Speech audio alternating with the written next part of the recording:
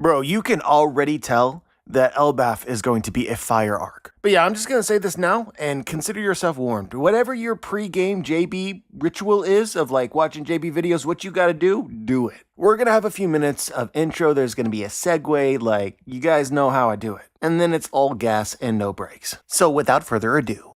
Hey YouTube, Joeboy here. So, One Piece chapter 1136 is out. If you guys haven't checked out that chapter yet, I suggest that you do so because I will be spoiling you.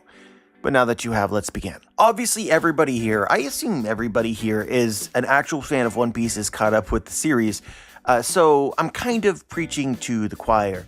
But from an outside perspective, if you're not a One Piece fan and you just hear of this show or see it and out of context, it comes across as childish. Although, to be fair, it is actually childish, some of the jokes, like Oda won't miss an opportunity to do a poop joke. But we understand that it is far more complicated than that, it's far more mature than that if you actually consume the material with any thought whatsoever. But one thing that I've noticed, I'm curious if you guys agree or not, but the post-time skip does feel a little bit different than the pre-time skip. They just feel more complicated or more mature.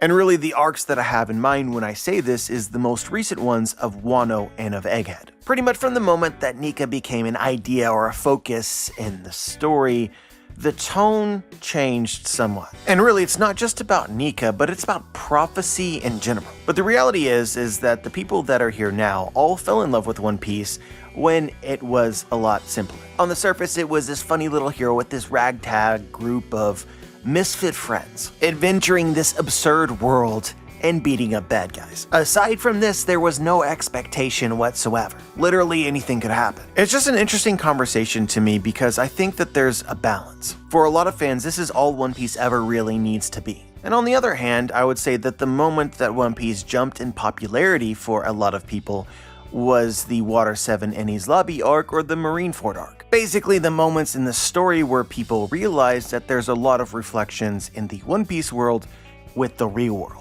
There's a grand conspiracy. The story is a revolution. The government is an endgame boss. Like, it straight up would not surprise me at some point in the future, across the world or in various countries, if the story of One Piece was banned. Because what it's talking about is very political. But like I said, there's a balance, and I feel like the balance has been pretty skewed lately. Over the last year or so, I get several comments that, you know, in these One Piece reviews, we're not talking a whole lot about One Piece directly. We're talking about life. There was legitimately a time in the past when an arc is ongoing where I would spend the vast majority of my time talking about subjects like how strong is Loki? Who's going to fight who? What power-ups will we see in this arc? Discussing Devil Fruit, or who could be the next Nakama. Now my channel is essentially philosophy. We're talking about history and theology and particle physics. Obviously, I'm over here thriving. But there is something to be said about the beauty of simplicity and just, you know, kind of having an adventure, experiencing literally what is happening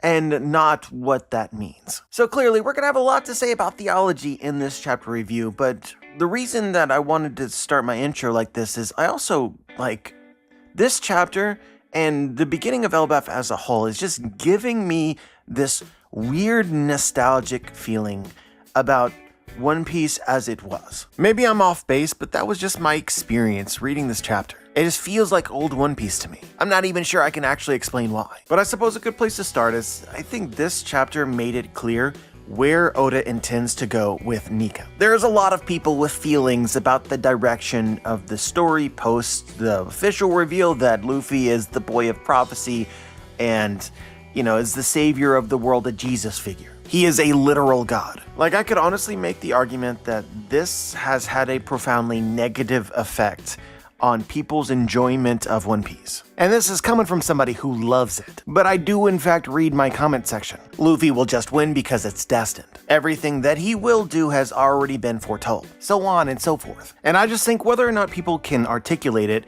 it just feels different. And I feel like I can acknowledge that. It just feels different. Is that fair to say? Luffy is a god now. It's kind of weird. It's also cool, but kind of weird. So I'm not telling you this is the answer, but I think about these things, and I realize something. This literally defeats one of the primary appeals of the story of One Piece, which is that it is an adventure. You don't know what you're gonna see next. Luffy will continuously do things that nobody ever thought possible. But it's just different when you have prophecies. It's just different. I live through the characters in the story of One Piece, and how everyone around Luffy feels about what he's doing matters. The idea that he is doing things that people already know will happen is lame. And I suppose this is the thing that I enjoyed most about this chapter, that this has had a profound effect on the island of Elbaf. These prophecies actually have consequences. So the chapter begins with the Strats feasting with the giants, telling stories, just having a great time. And finally, Oda decides to discuss the elephant in the room. The giants worship this entity called the sun god, or Nika,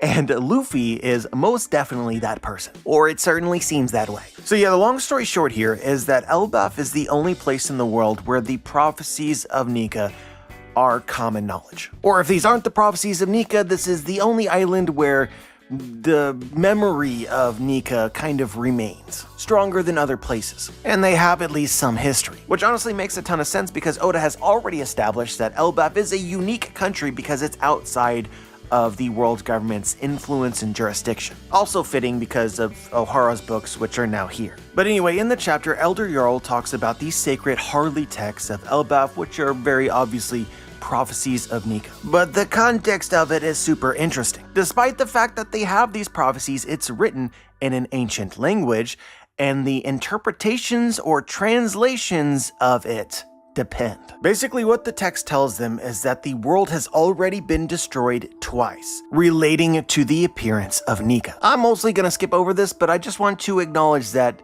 this is all part of my headcanon already, and is very related to Norse mythology. And Norse, just the same as kind of what's being described here, is the world is destroyed and then reborn cyclically. So you basically have political factions in Elbaf who subscribe to different interpretations of the sacred text. Some believe Nika to be a god of destruction. Others believe him to be the savior of the world. All they can really agree on is that Nika for sure is a harbinger of great change. So in Elbaf, every giant's dream is to one day become the sun god. And this is just JB from the future chiming in on the past. I'm gonna say this a lot, so prepare yourself. But because there's different opinions about what that means, this has led to conflict. But even further than that, there is actual conflict because the giants are attempting to become Nika. In the pursuit of representing the prophecy, Elbaf is destroying itself. And the example that we're given in the chapter is the story of Loki and his father, King Harold. But yeah, I don't want to get too far ahead of myself. There's obviously a lot to discuss here, but just to get back to the point that we began all this with,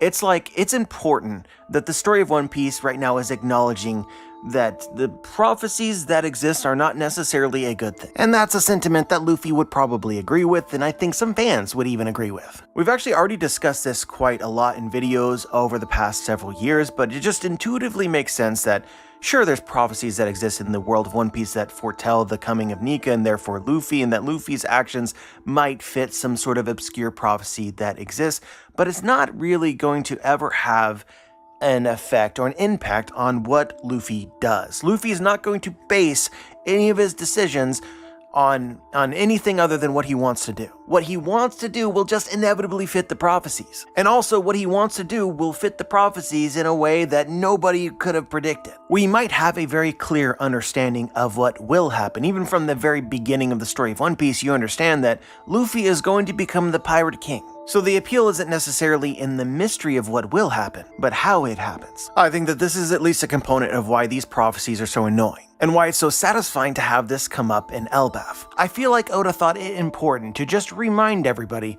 that this is still an adventure, and nobody knows what is going to happen. Nobody. Honestly, the great irony here is that the world government for 800 years has attempted to destroy the poneglyphs and all knowledge relating to the Void Century, including the existence of Nika and any prophecies. But destroying the prophecies actually has some upside. Anyway, we've been told over the last several chapters that King Harold, the former king of Elbaf, was a beloved figure. And it's because of him that Elbaf has become this peaceful nation that denounces any form of aggression. Now that we know that every giant dreams of becoming the sun god, You can now apply this to King Harold. He subscribed to the belief that Nika would be the savior of the world. That was the version of the sun god he was trying to become. Basically, he lived his life following the template of the prophecies. So prophecies dictate in Elbaf, and it is therefore no surprise that when he hears a prophecy that his son will be the one to kill him, he believes that. He and everybody else. Or at the very least, it is of a significant risk because of what the Giants of Elbaf fundamentally believe in.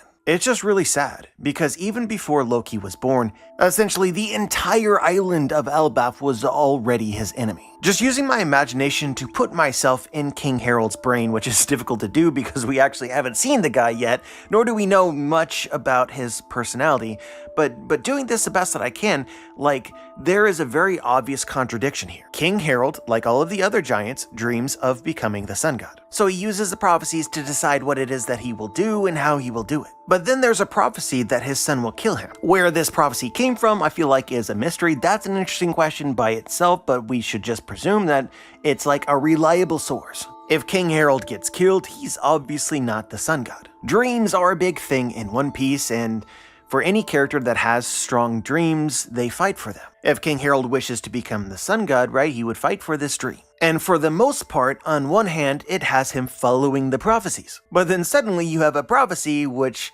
he would need to destroy utterly for his dream to come true. Talk about conflicted. So now that we understand the culture of Elbaf, Loki was screwed pretty much from the moment that he was born. The giants immediately and naturally started to apply the prophecy to him. They knew that one day he would kill King Harold, and therefore devised in their minds what kind of person Loki would have to be to do that. Because Harold was this nice, peaceful king. Probably the kind of person that it would be difficult to fight, let alone kill. Do you guys realize that Elbaf denounces all forms of aggression because of King Harold, meaning that King Harold himself probably abided by this philosophy? Most likely, he never fought anybody. If anyone attacked him, he would just take it. And he probably couldn't even be mean to them. Imagine trying to pummel a guy who all he has to say while you're doing that is how much he loves you. He gets stabbed in the back and turns around and just smiles or laughs. Honestly, just saying this aloud, it made me realize that we should prepare ourselves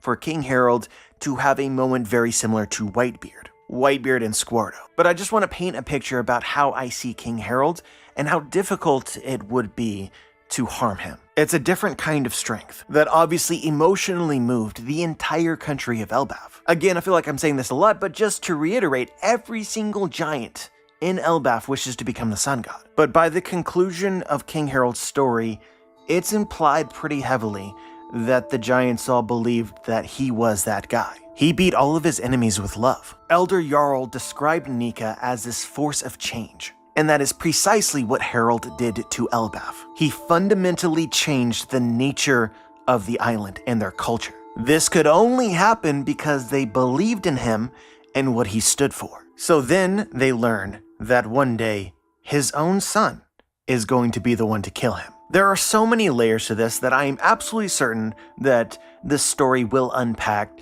but I'm just sitting here and my brain is getting fried. The character dynamic that is happening is next freaking level. King Harold wishes to be the sun god. In order to protect his dream, he must believe that it is essential to kill his own son, or in some way eliminate him, but he's a pacifist that is against any form of violence. It is simultaneously true that he is convinced, at least the majority of Elbaf, that he is also the sun god. Naturally, they would want to fight for him, protect him, but anybody who would be subordinate to him would also not be able to commit any form of violence, meaning they can't solve the Loki problem either. Not a coincidence that we learned in this chapter that Shanks was the one to defeat Loki and chain him up, right? We'll talk about this much later. Not a coincidence. So going down the rabbit hole, what do you think that King Harold did with knowledge of this prophecy? My opinion is that he showered Loki with love. From the moment that he was born, with every fiber of his being, King Harold tried to love Loki. Because that's kind of the only weapon that he has to fight his enemies, given he can't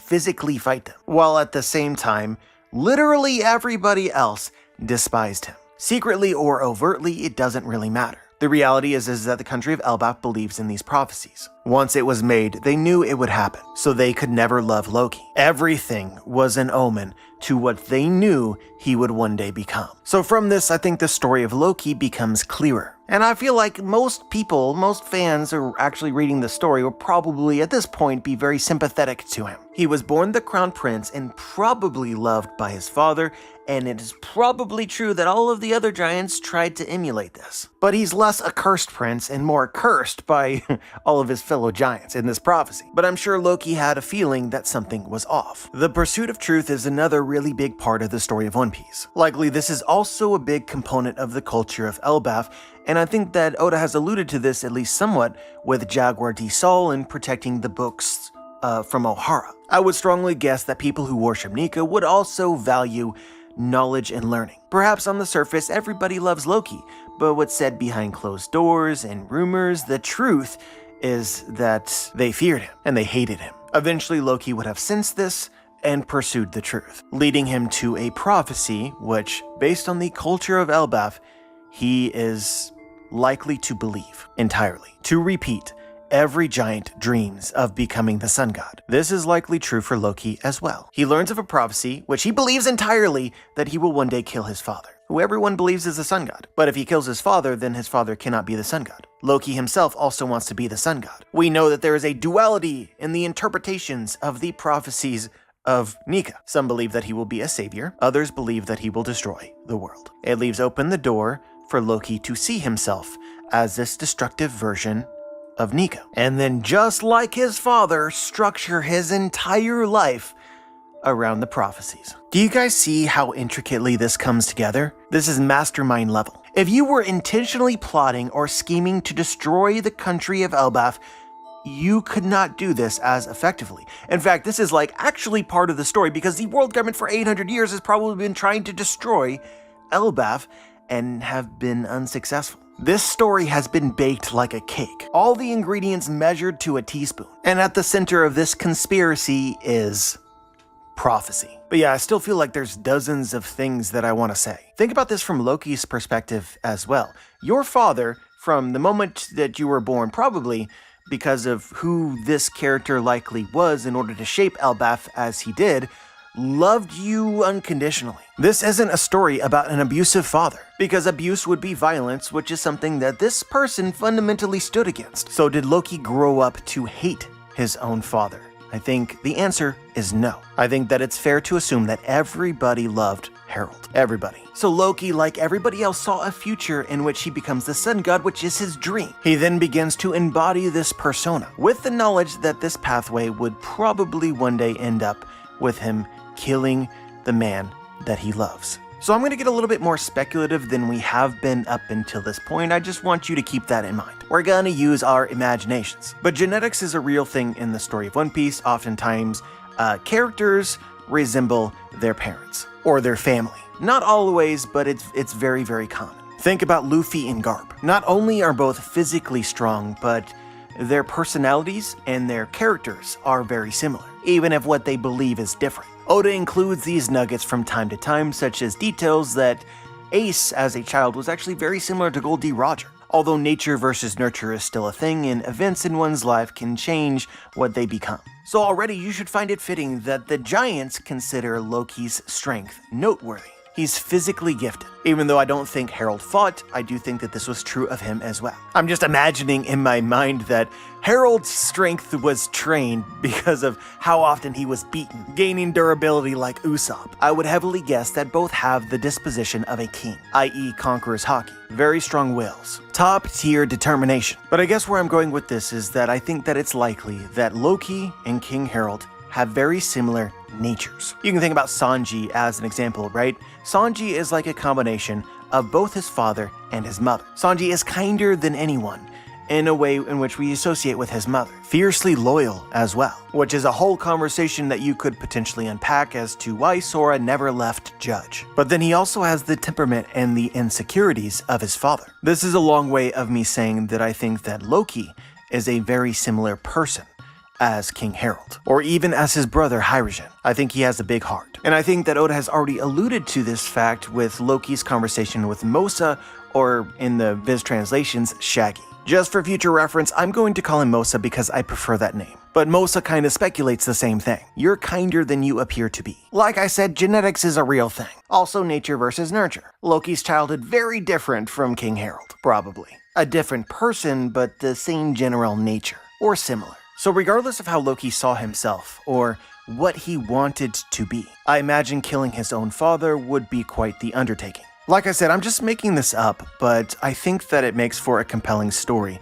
But my headcanon for right now is, like, if I were Loki, and I learned that there was a prophecy that I would one day kill my father, I would like to believe that I would have a good reason for doing so. A reason that makes sense to me, that I could live with without regret. So it makes me wonder whether Loki hoped that his father's persona, everything that his father was a lie. Like, wouldn't it make sense for Loki to hope for that? To find out that his father was secretly very evil and worthy of death. You gotta keep in mind that Harold probably died approximately 6 years ago. Giants live for an extraordinarily long time and they develop a lot slower than regular humans. 6 years ago for a giant is really not that long ago. Loki was essentially already a grown man. So it probably took Loki about half of his life to have the courage of killing him. If he even did that at all, which I'm not entirely convinced that he did. So how does Loki prove that his father is not the person that everyone believes him to be? It's simple. He becomes the person that everyone fears that he will become. I imagine this as an incredible battle of wills. Loki pretends to be chaos and destruction incarnate, in the hopes that it will provoke his father to attempt to harm him. If Harold attacks Loki for any reason, then Loki will have discovered the truth of who he really is. And then killing him, which is inevitable, would make sense. But on the flip side, no matter what Loki does, Harold cannot be provoked. No matter what Loki does. At this point, I just feel like I'm fanboying, but the levels here are incredible. If Loki kills Harold, then Harold can't be the sun god. To be the sun god, it requires one to change the entire world. So until that happens, the destiny is left unfulfilled, meaning you can't die prematurely. Also, as a side note, this is likely why Harold attempted to open the country of Elbaf to the rest of the world, inspire connections, because he knew that in order to change the entire world, he couldn't be just trapped in Elbaf. His worldview needed to inspire other places. Also, talk about something that is very related to the real world. Our culture is better than, so we must share it, so that you may be enlightened. But don't worry, it's only because it'll save the world. But if Harold harms Loki,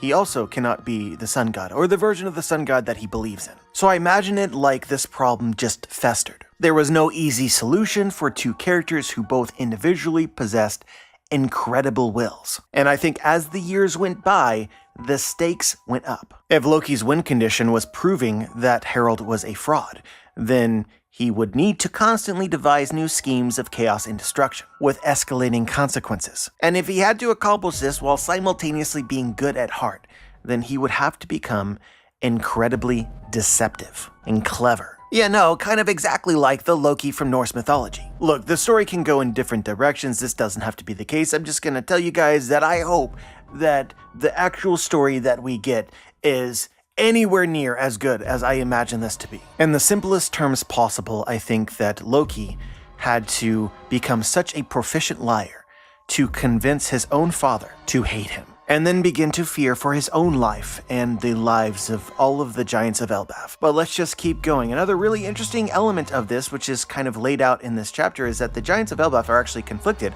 as to what they believe or who they believe Nika is. So I think that it's fair to assume that as Loki grew older, there were an increasing number of giants who potentially believed in him as the sun god, whether they wanted to or not, right? Like, you either fit the prophecy or you don't. And I think that Loki fit the prophecy. On this channel, we have made a number of videos talking about the various Joy Boy candidates, or Joy Boy-like people, characters in the story. One of the most obvious examples of this is Odin. Now, to be clear, all of these candidates are not Joy Boy. They never became Joy Boy because they are lacking something. They are not precisely the same as Luffy, basically. Or it could even be like Roger, where they were just born too soon in the wrong generation. But some characters are very, very close, and Odin is one of the closest. So perhaps it is not surprising that as you read Loki's flashback or his history, his past, It immediately reminds me, it should remind everyone of Odin. Born a freak of nature, tames everything and everyone around him, kind of unruly, such and such. Loki has some serious Odin vibes, which are Joy Boy vibes. Another kind of truth of Elbaf that is established in this chapter more clearly is that the giants of Elbaf, above anything else, respect and admire the sun god. They await the sun god's return. So whether their god ends up being the destructive version or not, right, they will still worship him just the same, because they believe in the change that he will one day create. And I guess already has created twice before. You can take Road as an example. In my opinion, Road clearly subscribes to a version of the sun god which is much more similar to Loki than the prior King Harold. Road is a pirate. He most likely is okay with fighting people. We saw Road dealing with the strats in the diorama, like destruction seems like something that he enjoys. Not gonna lie, he got a bit of a boner when Nami decided to electrocute him. Likely many other giants are the same. And even the giants that wanted to believe in the version of the sun god similar to King Harold, right, there comes a point in time where the evidence mounts. And you realize nah, what I wanted isn't the case. This other guy is probably the sun god. It just makes too much sense. So I imagine that the conflict between Harold and Loki is also a lot to do about politics for the island of Elbaf itself. Harold's stance was violence is never the answer, and Loki exactly opposite, violence is always the answer. They were both trying to convince all of the other giants of what they believed was the truth. And even after Harold is gone, it seems like this debate is still prospering. But yeah, not only can we apply this to the story of Harold and of Loki, you can also probably apply this to the generations of giants that came before. I feel as though Elbaf has for hundreds of years been teetering on this fulcrum of whether or not to become destructive focused or savior focused, and what exactly that means. I guess we should just probably look at Dory and Brogy. What are the characteristics that define them? 1. They are warriors. Destruction follows in their wake. 2. They are good people. They aren't trying to be evil. It isn't destruction for the sake of destruction. They just encourage conflict. And 3, they do all of these things with a big smile on their face. So they essentially embody all of the aspects of this prophecy that is debated. In actuality, I find them very similar, not exactly the same, but very similar to Luffy. Meaning the original giants who worshipped the sun god actually met him and therefore probably just the same as Harold, right? They emulated him. So the beginning of giant culture starting 800 years ago was a bunch of giants pretending to be Nika, who they actually had the opportunity to meet firsthand, which is how you get Dory and Brogy. But don't mind me fanboying some more. The levels, the layers, the onion, peel it back. Like I truly could cry. We're gonna say this for the 1000th time. Every giant of Elbaf dreams to one day become the sun god. So imagine for a second that you are a giant that actually lived during some part of the Void Century. You got to meet the sun god Nika. You know that one day another sun god is supposed to return. You're also a giant, so you live for 4 times as long as regular humans. Kind of an important caveat. Therefore, it's realistic for one of you to, within the next 400 years, post-Void Century, to become the sun god Nika. So starting with the first generation of giants after the Void Century, they were already dreaming of becoming the next sun god. If you were alive during any part of the Void Century, you actually got to meet him. So you would know exactly the kind of person that you are trying to become. So let's talk about the Giant Warrior Pirates. We know that the Giant Warrior Pirates is this ancient pirate crew and that the leadership changes over the years, but the pirate crew basically retains its identity. A question I do not think that anybody has ever asked is, what exactly is the point of the Giant Warrior Pirates? Why did Dory and Brogy decide to sail on the seas? Why did the elders do that before them? Why is this weird, captaincy thing with the Giant Warrior Pirates thing? I'm sure you get where I'm going here, so we're just gonna go ahead and say it. I would imagine that the giant's dreams are important to everything. The 1001st time we're gonna say that every giant dreams of becoming the sun god Nika. There were many who knew exactly what that looked like. I think that was the reason for the creation of the Giant Warrior Pirates. It's a tradition to reenact the creation of Nika. It's even possible, likely, I would think, that the first crew knew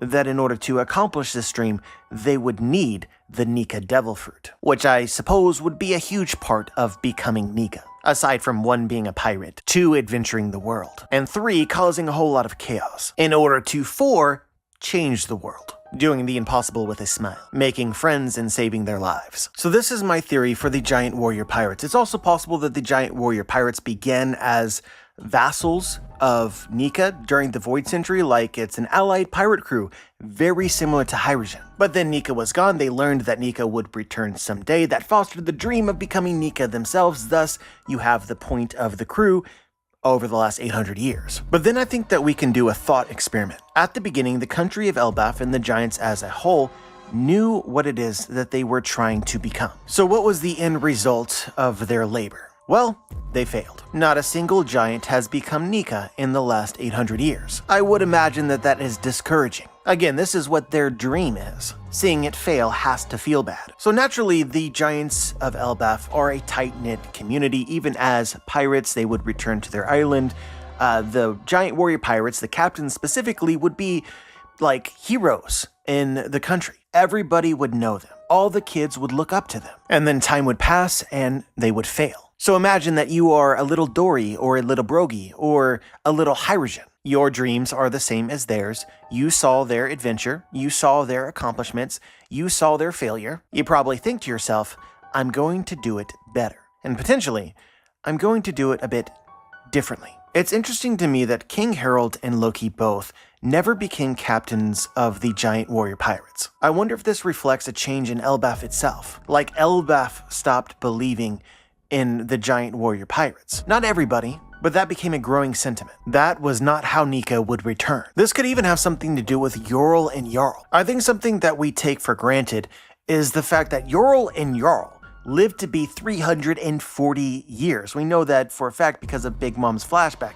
Basically, they became the captains of the giant warrior pirates, and they survived for hundreds of years without achieving their dreams and also without being defeated or dying. Like, honestly, I wouldn't mind seeing a few chapters of Yorl and Jarl's story because it's kind of incredible. Like, I don't think it might be the most impressive pirate crew in the history of the world, the longest lasting, with continuous captains. They must have dominated the world. Honestly, I think that it's worthwhile to speculate that during their active years, Yorl and Jarl were the pirate kings, legitimately. And they may also be significantly to blame for the reputation of giants in the world. Elbaf seems to know enough to know that trying to become Nika involves a lot of chaos. So if you're trying to become Nika over like several hundred years, just imagine. Yet despite their command over the seas, most likely their overwhelming power and ability, they could not do it. They couldn't change the world or become Nika. Just realistically, I feel like that had to have an effect on the island of Elbaf itself. Like, if they couldn't do it, we must be doing something wrong. So I guess I think that this might potentially explain the story of King Harold. Harold's eldest son, Loki, is approximately 65 years old. 65 human years equates to about 20 giant years. So then realistically, the youngest that Harold could be to have a child in Loki, realistically, is about 130 years, if he were still alive today. But accumulating and processing a lot of information, which I'm not going to share with you, I'm just going to say, like, my honest guess is that King Harold was probably born around 150, 160 years ago. Either way you slice it, he grew up in an Elbaf where Yorl and Jarl were the heroes. Potentially the greatest warriors that Elbaf had ever known, and he would have seen them retire and fail. Kinda makes sense to me that he might try and pursue a different path. So I'm just gonna throw a theory at you that intuitively makes sense to me. I'm curious as to what you guys think, but I wonder if Yorl and Jarl were actually royalty, princes, or kings of the country of Elbaf. Like, hop down this rabbit hole with me for just a second. The original giants who attempted to become Nika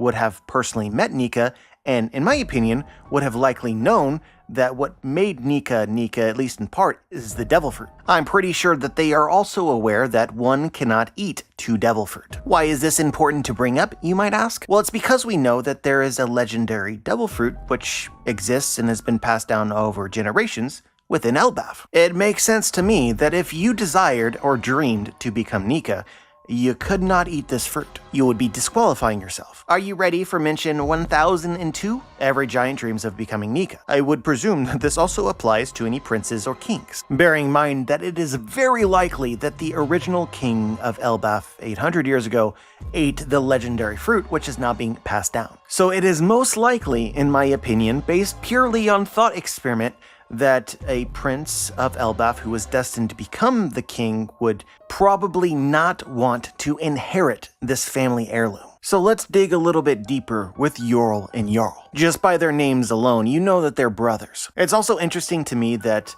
they were both captains of the giant warrior pirates.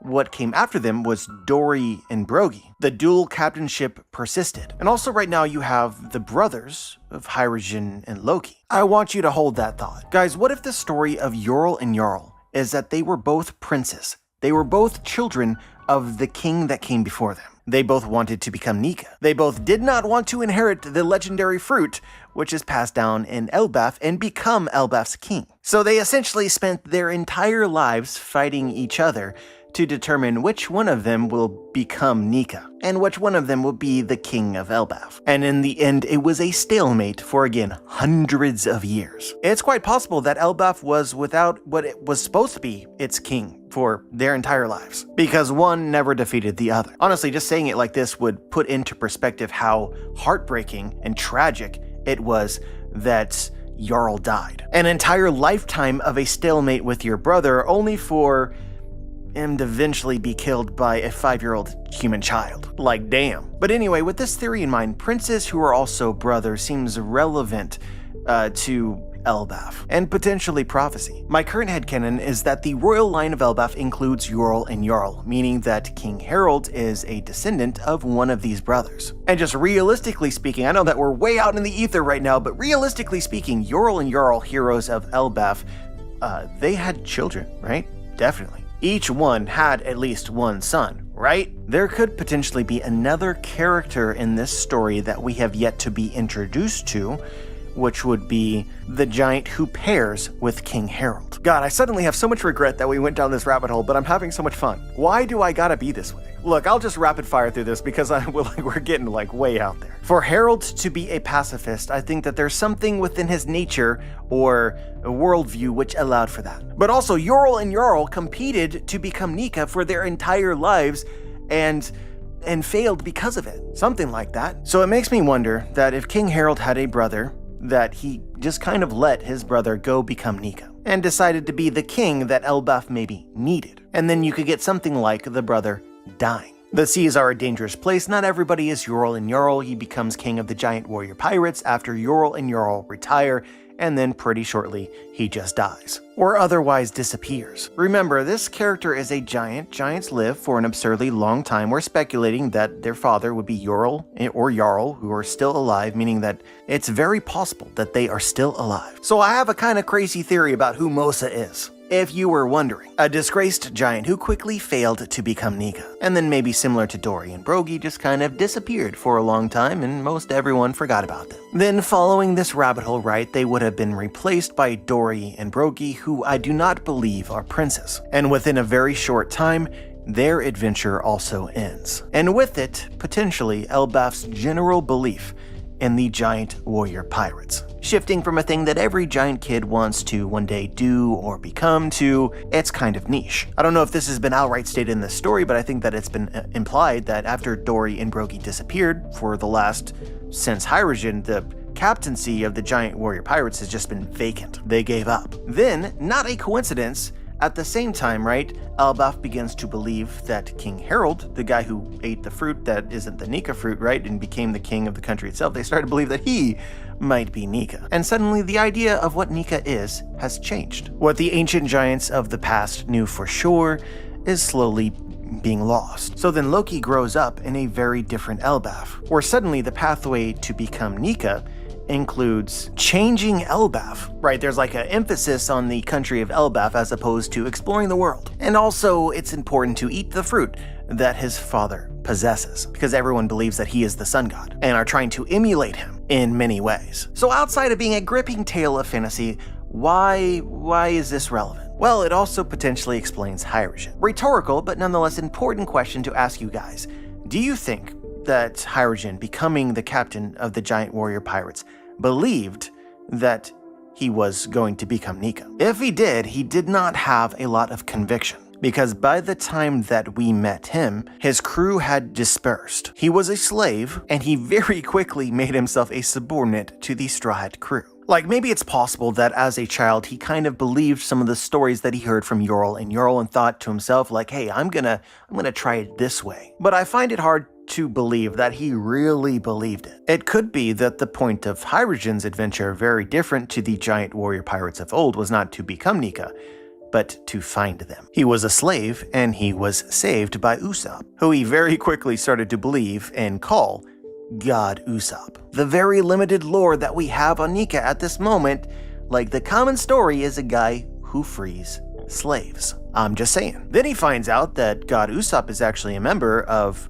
pirate crew, the Stride Pirates, with co-captaincy probably Luffy. Like, maybe I shouldn't dodge this, but it seems like a very realistic thought to me that in Hiruzen's mind, both Usopp and Luffy are captain. Yeah? Usopp even freaking refers to himself as Captain Usopp. And the Giants just generally seem very impressionable. Not a lot of critical thought. So 2 captains, 1 crew.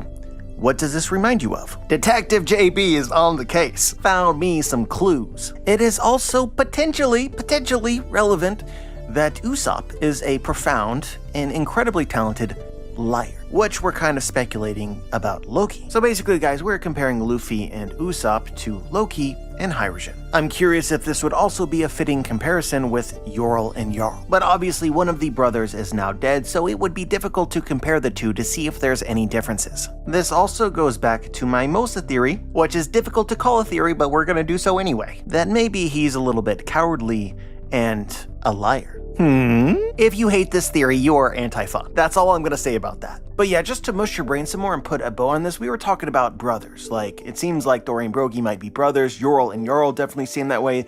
There's an interesting connection here with Hyrule and Loki, and so we're comparing them to Luffy and Usopp. Luffy and Usopp, however, are not brothers. Not literally, anyway. But I guess I just feel like this is gonna be some of the fun that Oda has, dunking all over whatever prophecies exist. Like, the prophecies are real, and he's gonna very carefully devise them so that everything that Luffy does fits. But I have a strong feeling that most of it is going to turn into a joke because of how people have interpreted it and what is actually the case. Let's say for a moment that there is a prophecy that Luffy will one day defeat and dethrone the king of Whatchamadoodle Island. Pretty sinister prophecy, yeah? King Whatchamadoodle is shaking in his boots. But it just so happens that this king is also the champion of beer pong. It's his favorite hobby, and he's never been defeated. Luffy shows up and, guess what, challenges him to a battle of beer pong. Wins and dethrones him. Defeats him. Prophecy confirmed, but like not in the way that anybody with any rational brain cells whatsoever would have thought. So just mentally prepare yourself for this, because it will happen at least once, probably a lot. So if there's a theory that, for instance, 2 brothers become co-captains of this great pirate crew and one of them becomes Nika, right? The Giants would take this very seriously and very literally. But with Luffy and Usopp, on one hand you have a lie, which is Captain Usopp, and on the other hand they're brothers like Sake brothers. Luffy considers Sabo and Ace to be his brothers, but they're not actually his brothers kind of vibes. Or maybe they're both of the family D, and that's Usopp's secret initial that even he does not know. Expect to be trolled with anything and everything that we could potentially learn. But yeah, my god, what a dovetail. Sometimes I wonder, how the hell did we get here? And I wish the answer was mushrooms. But sadly, I do not even have that excuse. How do you even continue the review after a rant like that? Well, I guess, guys, to go back like 20 minutes in time, right?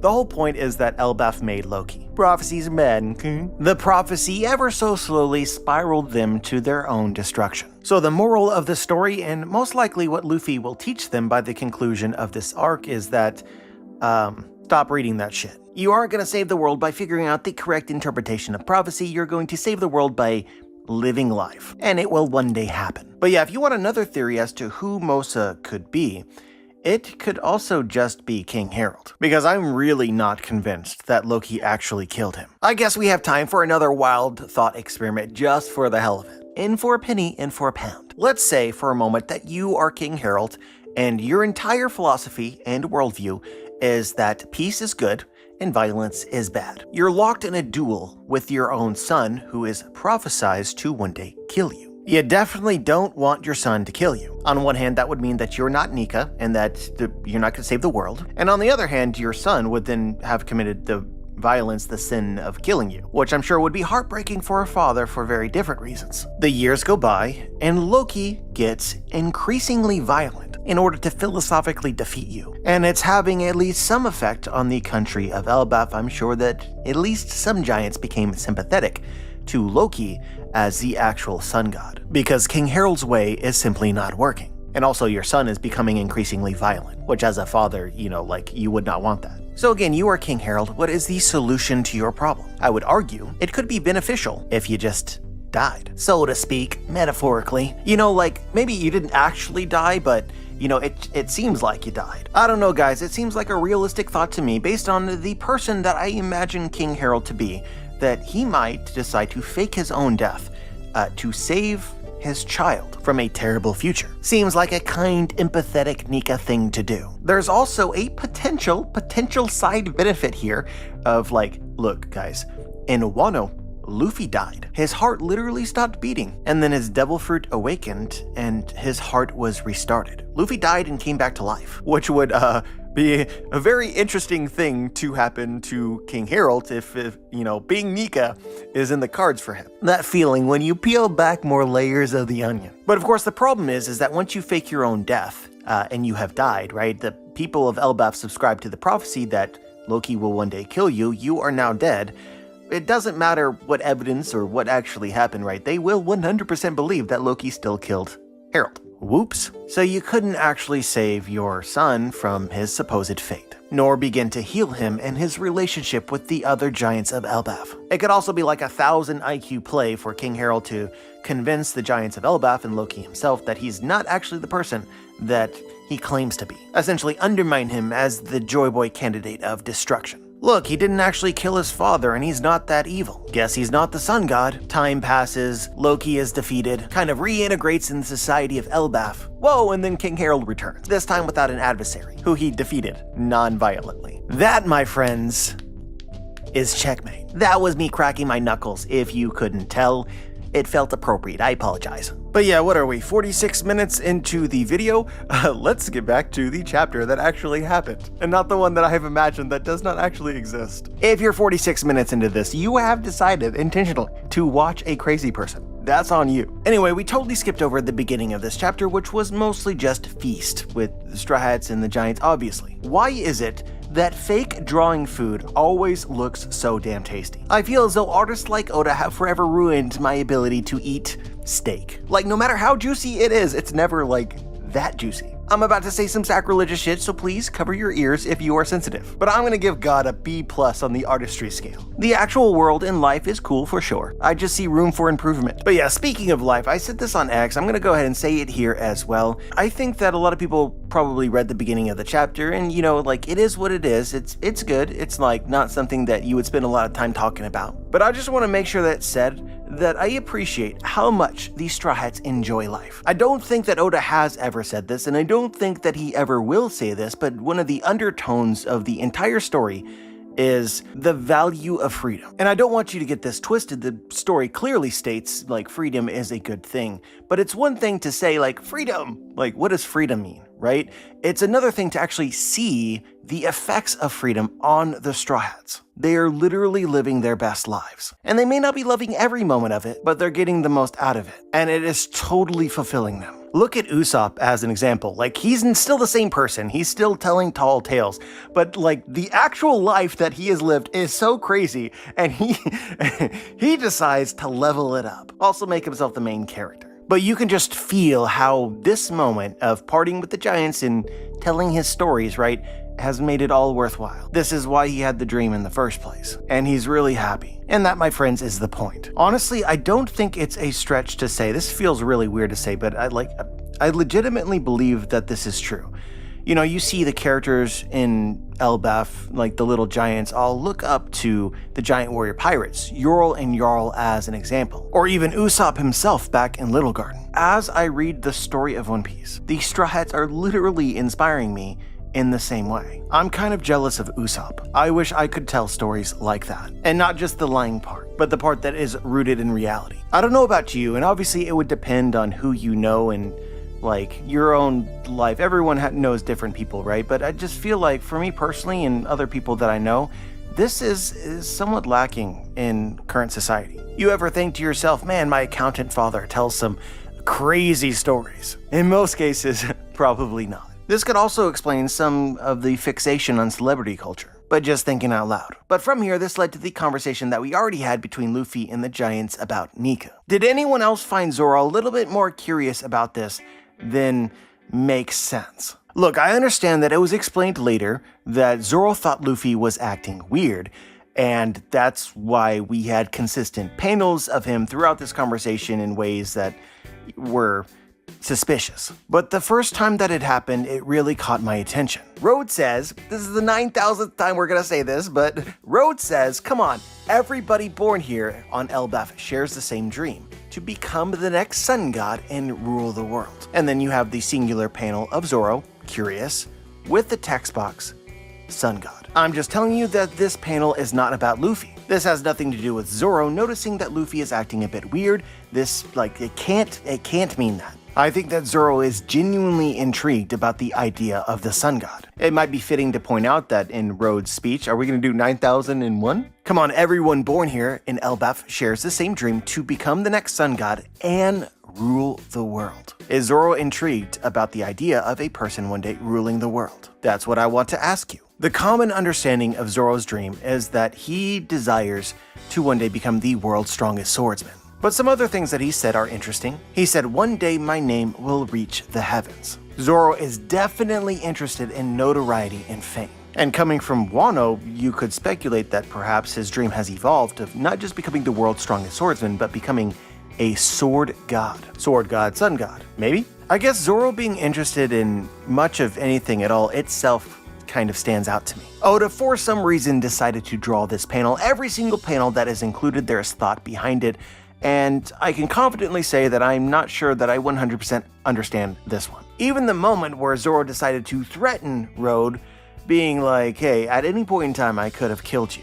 It just feels like something that would normally be a little beneath him. Normally he wouldn't even bother to say it. It's as though he wants to impress upon the Giants there just how strong he is. I guess I just get the feeling that Zoro has something to prove here, and that we will have more story with Zoro than a lot of people were expecting. Which is probably a good segue to what comes next. All of this eventually leads to Zoro and Luffy having a conversation outside of the building. Luffy explains that he has already met Loki and that Loki has promised him that he knows where Shanks is, and this was a secret he was trying so hard to keep. So firstly, Zoro gives Luffy sound advice, which is that Loki is probably manipulating you. He is a renowned king slayer. What he's saying is probably a lie. Zoro and Luffy, I think, complement each other very well. We've talked about this in length in a lot of videos that nobody wants me to talk about, but where Luffy is very trusting and easily manipulated, Zoro is very distrustful, which at times is an asset,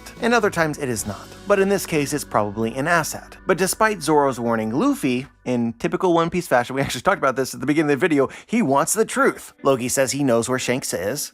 He wants to know where Shanks is, so he wants to find out if he's telling the truth or not. But in order to do that, he has to free Loki, which is like grown trouble waiting to happen. As a related side note, this might be the most understated way to reveal that Luffy believes that he has finally become a great pirate, and therefore it's time for him to meet Shanks. Like, that's basically what this scene implies. This is also something that people have been waiting for literally since the beginning of the story. And it's just dropped in the most casual way. And it's also really interesting to me that Luffy now believes himself to be a great pirate, so his opinion of himself is at this point, I guess, pretty high. I guess the logic in his brain is I defeated Kaido, who was a Yonko, Shanks was a Yonko, Kaido and Shanks are on the same level, therefore I'm on the same level as Shanks and now I'm as great a pirate as he was, which is really fair logic. But what's interesting is that only just a few days or weeks ago, I'm not entirely sure of the time span, but it was not that long ago, that Shanks was at the island of Wano while Luffy was there, after Luffy had defeated Kaido, and Shanks did not decide to meet him. So Shanks may not believe that Luffy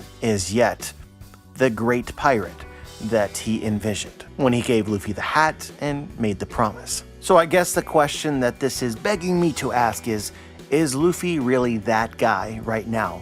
Or is he a little bit overconfident in what he has achieved up until this point? This feels relevant to ask because we have kind of a shocking moment, shocking for me anyway, where Zoro actually agreed with Luffy to free Loki. And you get the same impression of Zoro. Also goes back to earlier in the chapter where Zoro's like, Road, I could have killed you whenever I wanted to. He feels the same about Loki if Loki betrays them or they free him.